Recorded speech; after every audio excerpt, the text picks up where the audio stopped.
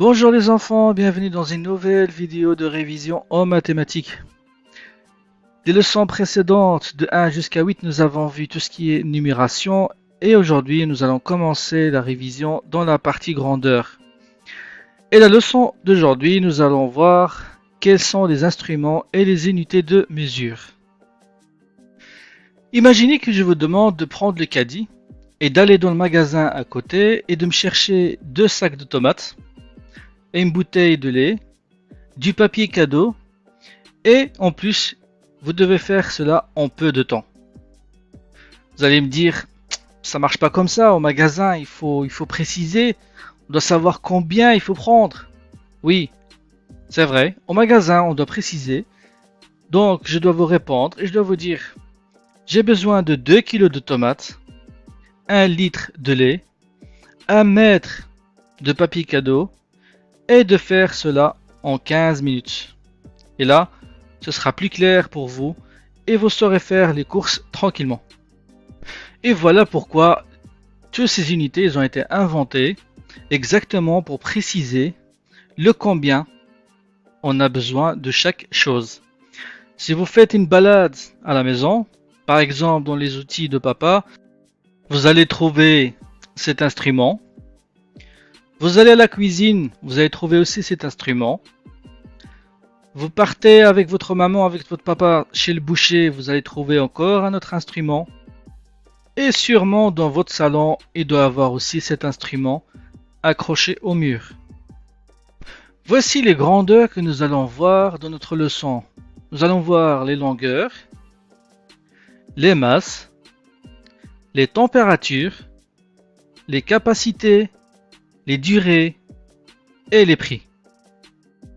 Il existe plusieurs outils, plusieurs instruments pour mesurer la longueur. Le plus connu, c'est le mètre. L'unité de mesure, ça s'appelle aussi un mètre et on l'écrit avec un M minuscule. Le mètre, on l'utilise pour mesurer par exemple la taille.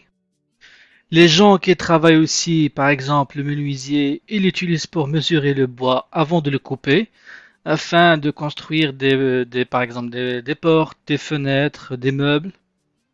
Et il y a la fameuse latte que vous avez tous dans vos cartables, que vous utilisez pour dessiner sur les papiers. Nous avons dit que l'unité de mesure principale, c'est le mètre, mais il y a d'autres unités qui dérivent du mètre, qui sont par exemple le centimètre, le décimètre, le millimètre.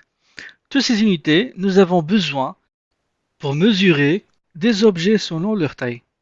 Je donne un exemple. Imaginons que j'ai besoin de mesurer une feuille dans mon cahier. Je vais prendre la latte et je vais utiliser comme unité de mesure le centimètre. Ça va être plus facile et plus précis.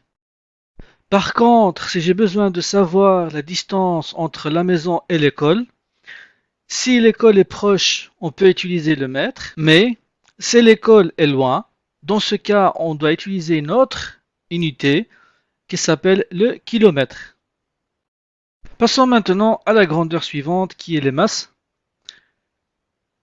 L'instrument principal pour mesurer les masses, c'est la balance. Il s'agit de mesurer le poids de chaque objet. Et l'unité utilisée, c'est le gramme. On l'écrit avec un G minuscule. Il existe plusieurs types de balance. Tout dépend de pourquoi on a besoin et qu'est-ce qu'on veut peser. Par exemple, pour se peser ou peser un bébé, on a besoin de cette sorte de balance. Quand on va chez le boucher, il y a une autre sorte de balance pour peser les viandes. Et quand on va, par exemple, au supermarché, il y a aussi une autre sorte de balance pour peser les légumes. Le gramme est l'unité principale pour peser des objets, mais il y a aussi d'autres unités dérivantes, comme le centigramme, le décigramme, le milligramme. Et là aussi, tout dépend de quel objet ou le poids de chaque objet qu'on a besoin de peser. Imaginons qu'on veut peser un verre, on aura besoin peut-être le centigramme, peut-être le décigramme si c'est une grande tasse. Mais si j'ai besoin de peser par exemple une voiture, là j'aurai besoin d'utiliser des grandes unités comme la tonne. Pour les capacités, il n'y a pas d'instrument de mesure spécial. Il existe des verres mesureurs ou des pichets, ce qu'on trouve dans les cuisines que vos mamans utilisent pour préparer des recettes. L'unité de mesure, c'est le litre. On l'écrit avec un L minuscule. Et généralement, on la voit toujours écrite sur les bouteilles de lait, par exemple, de l'huile, ou quand vous devez prendre un médicament, que ce soit par une cuillère ou par une seringue. De l'unité de mesure principale qui est le litre, il y a aussi des dérivés qui sont le centilitre, le décilitre, le millilitre. Et pareil, comme les autres grandeurs, nous devons savoir quel type d'unité nous devons utiliser pour mesurer un liquide qui est devant nous. Par exemple, pour un verre d'eau, on peut utiliser le centilitre, le décilitre. Et par contre, pour un médicament comme le sirop, nous devons utiliser le millilitre. Souvent, on entend il fait chaud, il fait froid. Oui, c'est la température.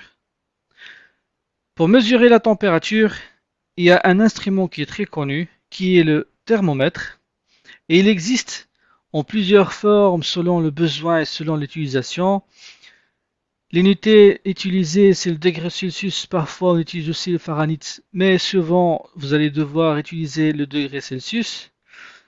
Et généralement, on utilise le terme température quand on veut mesurer, par exemple, la température d'un enfant chez le médecin, quand on écoute le journal le soir, et puis on voit la présentation de la météo, et on voit les degrés présentés sur la carte de notre pays.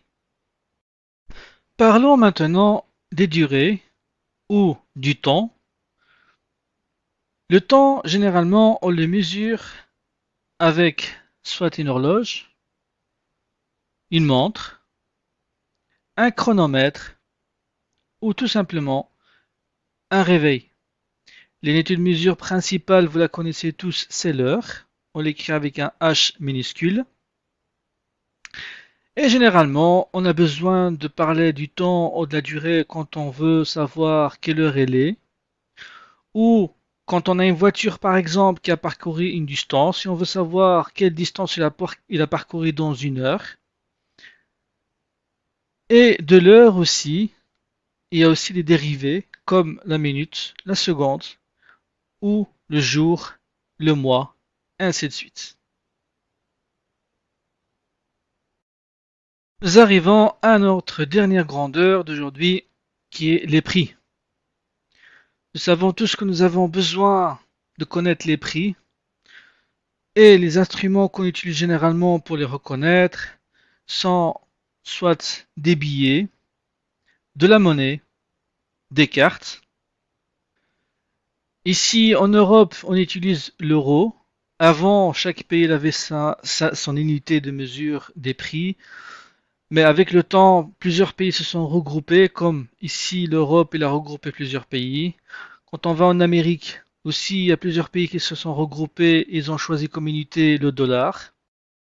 Vous devez bien connaître tous les instruments que j'ai cités, les billets, les cartes, la monnaie, parce que imaginons que vous allez faire vos courses au supermarché et que vous devez payer à la caisse. Vous devez savoir combien de billets il faut sortir, est-ce qu'il faut payer par carte, combien le caissier ou la caissière doit vous rendre. Si vous devez faire aussi des achats de vêtements, que ce soit dans un magasin ou sur Internet, là aussi vous aurez besoin de savoir comment payer vos achats. Vos parents, vous les aurez sûrement vus payer des factures. Et pourquoi pas, si vous avez l'occasion d'apprendre les unités des autres pays. Comme ça, si vous partez en vacances, vous saurez faire vos achats sans problème. Moi, cette photo me donne vraiment envie de partir en congé. Les amis, nous arrivons à la fin de notre leçon d'aujourd'hui. La leçon suivante, nous allons voir les unités de mesure en détail de la longueur. Moi, je vous dis merci beaucoup d'avoir suivi jusqu'à la fin et à la prochaine vidéo. Au revoir.